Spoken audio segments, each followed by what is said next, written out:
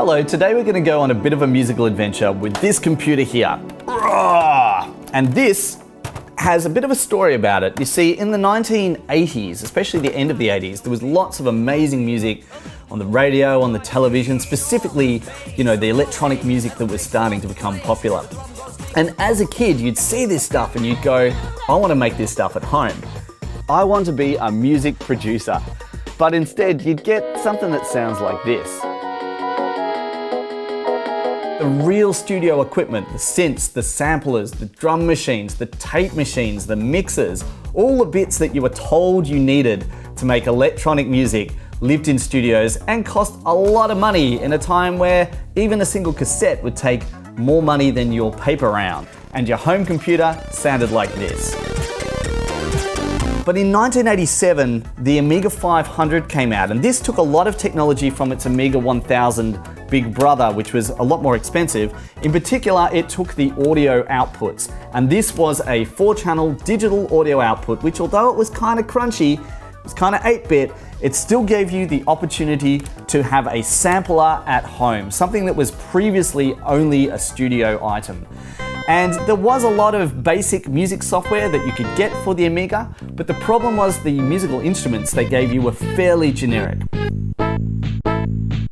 But if you wanted sounds like this, you wanted a way to get into the Amiga, and that is where these came in. Or this, or this. Welcome to the world of the Amiga sampler.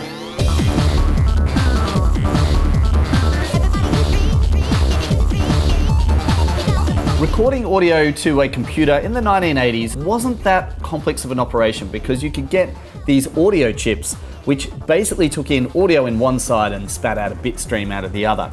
And so, as you'd expect, these being quite cheap, a bunch of audio cartridges with names like Techno Sound, Stereo Master, we've got this one here, the Future Sound, each of them, touting more features in software, trying to sell the dream of a recording studio that you could have at home.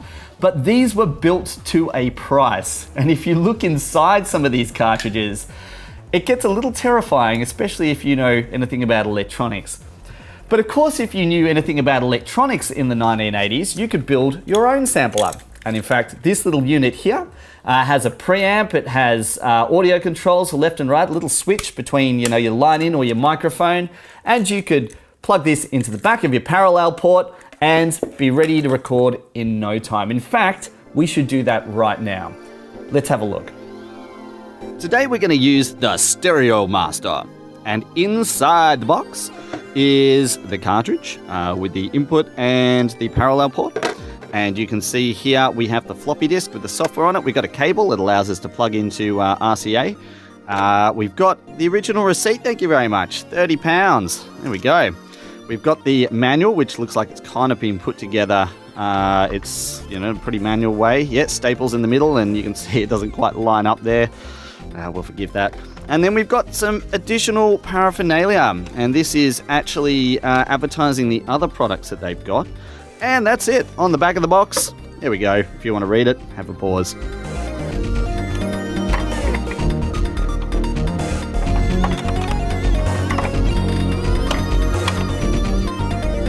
Alright, so the Amiga's working and it's asking us for a boot disk because it doesn't have a hard disk in it. So we've got our disk that came with the Stereo Master. We'll pop that in and it's going to start loading, which will take a little bit of time and be making a bit of noise. Now, the obvious answer to what we're going to sample is the family stereo system. Now, unfortunately, this wouldn't always be in the same room as the Amiga, so you'd have to sneak it into your room if you were pretty ninja about it. But we've got that set up, ready to go. And look at that, our software's loaded. So the second question becomes, what are we going to sample? So I'll take you back to 1990, and this was the era where the 7-inch record was really just starting to go out of fashion, and you could get them at the markets for $1 each, and a B-side on a 7-inch would often be an instrumental cut of a track. It would have a drum beat at the start, maybe some chords or bass notes that were sort of a bit more spaced out, and you could take these individual elements and you could use them as instruments. And first on the platter is a bit of cold cut. Look at that, people hold on. All right, what do we got? Oh, reverse cymbal, pianos. Oh, listen to this. This is like a gold mine. Yep. All right, so let's run Cold Cut into our Amiga. And we're going to do that by running out of our headphone socket of our Rotel amplifier here. And the reason we're going to do this is because the Stereo Master doesn't have any kind of level controls in it. So we need to control the level on the way in. And this means we can also use our bass and treble controls and also hit the infamous loudness button. Really good for drum beats and things like that. And our software's loaded, so let's get sampling. All right, so what we're looking at right now is our metering, our input metering, and we've got a record playing. It's just silent at the moment, but this tells us that our levels are looking good. So we'll hide that, re-drop our record, and we'll hit record just at the right time. People hold on. And we're out of memory. So let's have a listen. People hold on. Okay, quite interesting. It sounds brighter on replay. But straight away we can hear at the start here we've got this crash cymbal, which is a reverse crash cymbal, but we can reverse the reverse cymbal and get a forward cymbal. Let's have a listen. And that's going to be our first sample. So at this point we're just going to swap out our system disk with our samples disk to be able to save our samples. And that's going to get us about 30 seconds worth of storage space, maybe 45 seconds if we drop the sample rate a bit. So we're just going to save this one as Cold Cut Crash. And we're going to go hunting for more samples. There's a piano here, little piano stab. Save that as piano 2. And there might be a couple more samples, but I think we'll move on for now. So we're ready for our next record. Bit of D-Mob.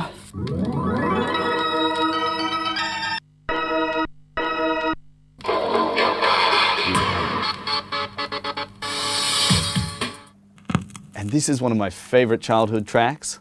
A track called Good Life by Inner City, and that's Fairlight as far as I know on the start of that. So we're getting a bunch of good sounds here, but we still haven't found a good bass sound. And this is where your kid's keyboard can come into play. This particular one's got a bunch of sounds, but it also has quite an interesting little, very limiting but customizable synthesizer. On top of that, we've also got a little drum section where we can have a go at maybe trying to get the hi-hats out of this, because trying to get nice, sharp, isolated hi-hats is something else that can be tricky. So let's hook this up and have a listen. All right.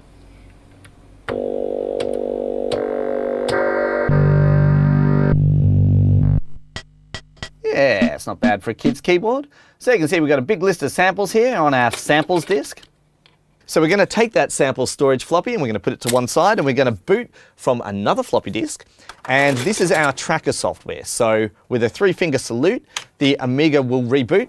And while it's rebooting, I'll tell you a little bit about trackers. In 1987, a German developer named Carsten released a tool called the Ultimate Sound Tracker. This was a commercial Amiga program specifically for making game music, but soon after, a bunch of free clones appeared, each adding more features and further sample slots. So each column represents one of the 4 hardware channels, and the notes are played from top to bottom with each note triggering a chosen sample. So welcome to the infamous Noise Tracker. This was one of the first, or not one of the first, but very early clone that came out in 1989, and this is a version from 1990. So we're going to bring in our samples. We're going to put in our samples disk and let that load, and up comes a list of all the samples that we captured before off the various records. And we're going to grab, I'll grab them in order. So I'll start by grabbing the Crash and then maybe grab the Piano 2 and bring those in. There we go. What I'm doing here, I'm just jamming on the keyboard, and that'll play the samples, including the Crash, which is pitchable as well. So what we're going to do is grab that piano, start putting it into our tracker, and build a little sequence up. Yeah, there we go. Keep putting those notes in. And one thing I'm going to do here is add a C command, and you can see this C that's in the right-hand column here is a volume control. So I'm repeating it to make an echo effect.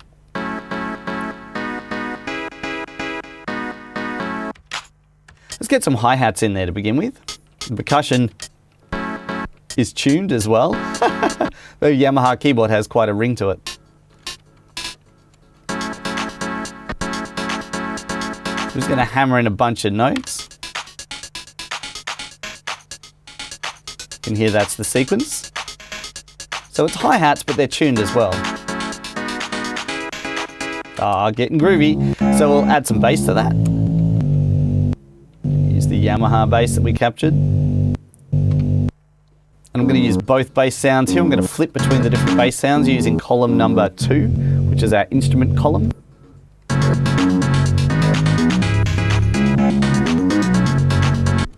And again, that sounds okay, but I need to shape the sound a little bit. So I'm going to hammer a bunch of A's in here. And the A command is the drop off. It's like an envelope that attenuates the sound over time. So it's going to drop off. Have a listen to this. So the notes are now really staccato. They're dunk dunk instead of ba ba.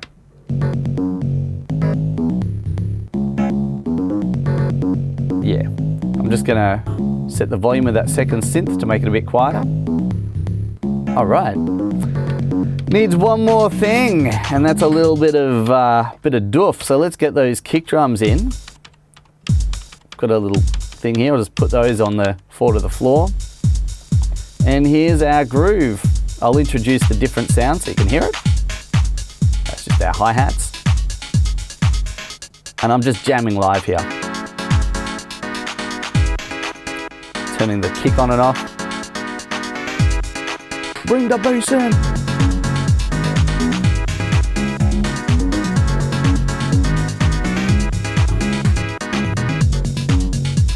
You would obviously sequence this, I'm just playing around. Oh yeah, and we've got a pretty cheesy sounding house track there. So let's have a look at all the other sounds we've got here. Oh, and some of them loop as well. So for instance, this Coldcut synth, I've got looping. And the loop is a bit rough, but I think part of the Amiga charm is that you don't get too fussy about your loops.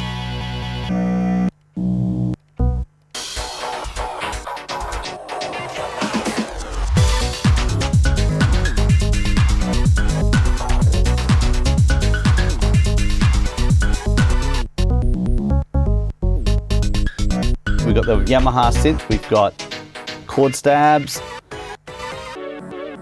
and the Coldcut chords there as well. We're flipping between a lot of sounds. You can hear that's one channel.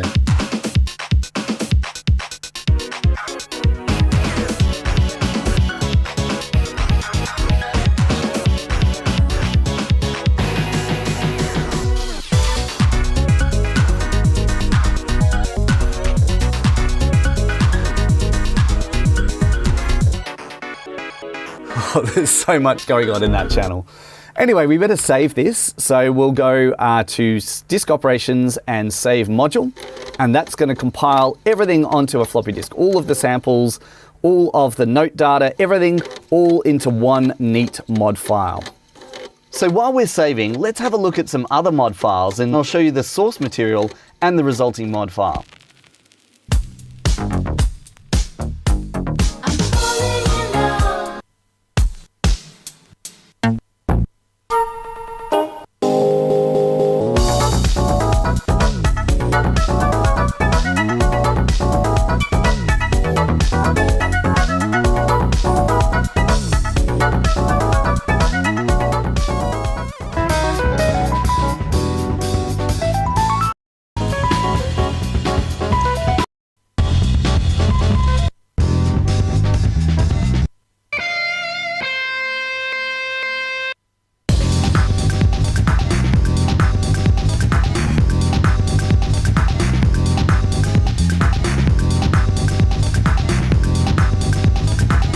one thing that's worth looking at in this track is our samples list, because if you look at this sample here, you'll notice this white line is jumping around. And what that is doing is it's actually jumping to different spots in the sample. This is known as sample splicing. There's a section here where it's solo, so just have a listen.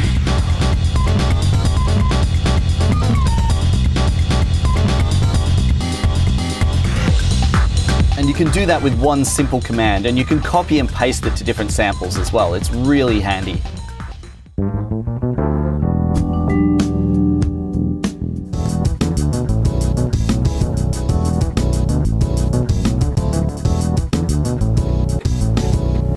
And you could fit all of those songs on a single floppy disk. One of the cool things about trackers was they almost always used a format called the Amiga mod format. And although there was slight variation between the formats, usually you could put your files on a disk, give it to a friend along with a play routine, and they would be able to listen to these files, your music, on their computer, which was a big thing back in the day. And in fact, a lot of people simply collected mod files because listening to music on your computer was considered, something of a novelty back then, especially if it was digital and full of like high quality samples. And in fact, it was very common to just buy floppy disks full of other people's mods. And because you didn't have the internet, you'd use a public domain catalog and you'd simply quote the disc number you want. For instance, this is a disc with a bunch of instruments on it, and you'd call a number and then you'd have to give them your credit card details. And as a kid, you probably didn't have a credit card, so you'd have to be a little more creative with getting sounds. For instance, when I was a kid, my guitar teacher used to bring a little drum machine in so we could jam along when I was learning guitar, and I used to be like, can I just have 5 minutes with the drum machine after the lesson? I just need to do something. And I would sit with a cassette, and in fact, I've got it here. This is one of my old cassettes. It says drums from Steve's Drum Machines. And I would effectively just capture every single drum, one after the other. So to sample your own source material was really what set apart the early musicians. Many people would just use the sample tracker 1, 2, 3 samples that were pretty cheesy samples that had been around since the dawn of tracking. And then there were the bunch of people who found guitarists and would record them, and vocalists, and take synthesizers and record those. And they were really the people who were contributing to the sample pool.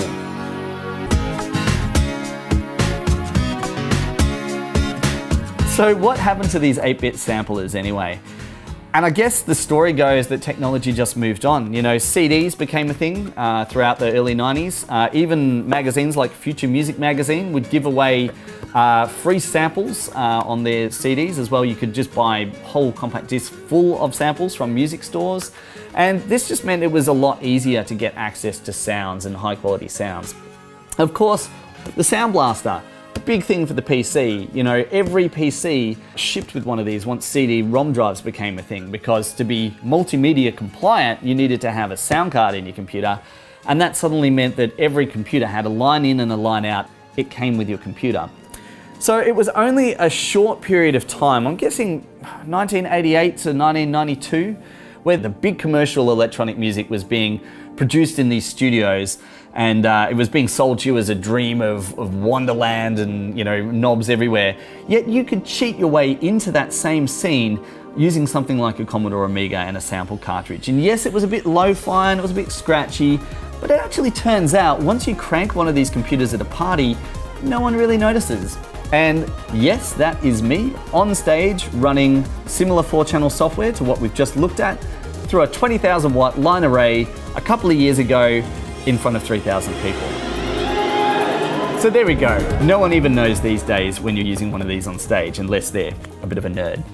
Of course, I have to mention the other computers that were around at the end of the 80s and the early 90s. The Atari ST, the Mac Classic, the MSX, the Humble PC, just to name a few. And in fact, the Atari ST was a bit of a special machine because it came with MIDI ports built in, and it was kind of pushed as the music computer.